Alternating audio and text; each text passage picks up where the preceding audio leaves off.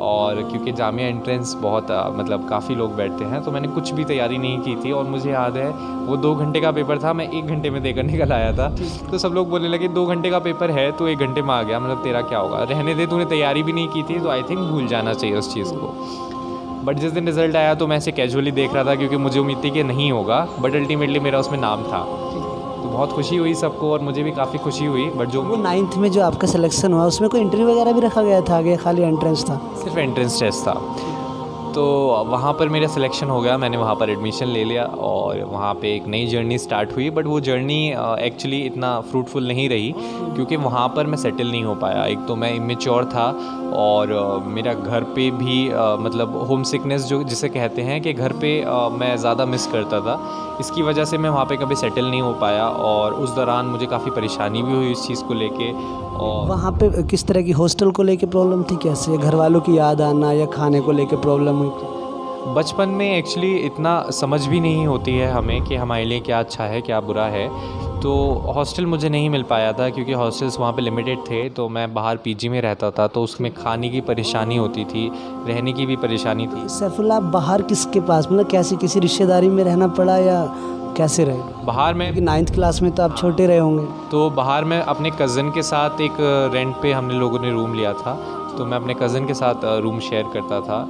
तो वहाँ पर एक्चुअली रहने की और खाने की ज़्यादा परेशानी थी और प्लस घर को भी मिस करता था, तो कभी सेटल नहीं हो पाया वहाँ पर। तो खाना कैसे किया, करते कैसे थे उस खाने को? आपने रूम पे बनाते थे, होटल पे जाते थे, कहाँ खाते?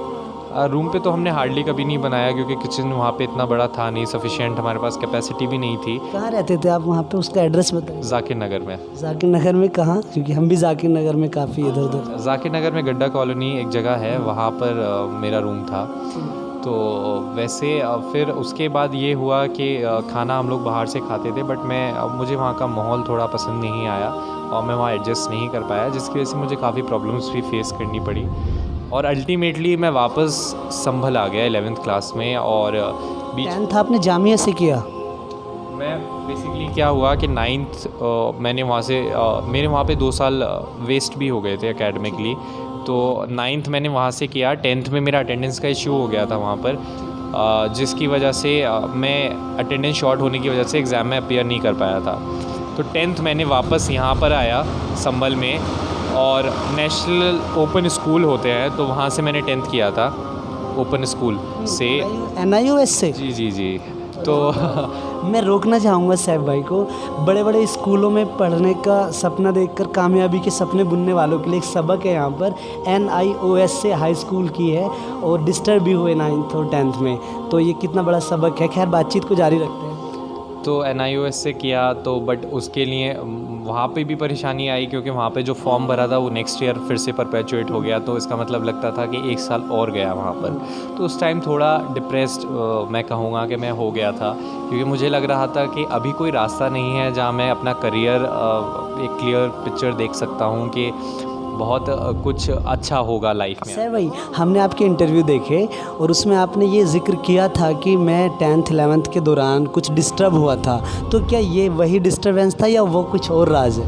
नहीं, यही था। आई थिंक बहुत सारे one of the main reasons तो यही था कि जो मेरे साथ सेटबैक्स हो रहे थे एक के बाद एक, जिसमें मेरी भी गलतियां थी या सर्कमस्टेंसेस ऐसे नहीं थे कि जो भी मैं काम कर रहा था वो गलत हो जा रहा था।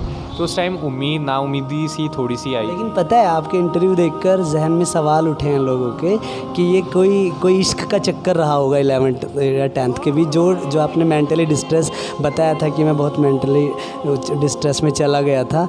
तो यहाँ पे ना दिमाग में सीधा सीधा ये गया था कि कोई लड़की का चक्कर हो गया होगा, प्यार हो गया होगा शायद, और उसी प्यार ने फिर इनको इतना आगे मोटिवेट कर दिया। उसने इंट्रो में भी की, उस इंटरव्यू लेने वाले ने इंट्रो में इश्क का जिक्र भी किया था कि इसकी परिभाषा बदल दी आपने, पर वो बात खुलकर सामने आई नहीं थी कि मसला क्या था। लेकिन अभी आपको समझ में आया कि सैफ क्यों डिस्टर्ब हुए थे। तो चलिए बातचीत जारी रखते हैं। हाँ, तो मतलब इश्क का तो चक्कर नहीं था जब हम मतलब फॉर्चुनेटली इन सब चीज़ों में नहीं थे, क्योंकि मेन फोकस जो इतने सारे सेटबैक्स लग जाते हैं, फिर दुख में इंसान ही सोचता है कि इस दुख से निकलने का रास्ता क्या है। और मुझे रास्ता सिर्फ ये दिखता था कि मैं अच्छे से अच्छे पढ़ाई करूँ, अपने करियर पे फोकस करूँ। तो फोकस वही था मेरा। गर्लफ्रेंड वगैरह का कभी मतलब अभी चक्कर ऐसा नहीं हुआ उसके बाद। तो अल्टीमेटली घर वालों ने बहुत सपोर्ट किया उस टाइम पर, और मुझे जो है मैंने खुद भी इस चीज़ को रियलाइज़ किया कि मुझे इस चीज़ से बाहर निकलना है। किस चीज़ से? ये उसी की बात कर रहे हैं आप, 10th जो छूटा आप? फेज़ था मेरा वो, लाइक जो मैं खुद भी थोड़ा डिप्रेशन वाले फेज़ में चला गया था। तो क्या उस दिनों आप क्या सोचते थे?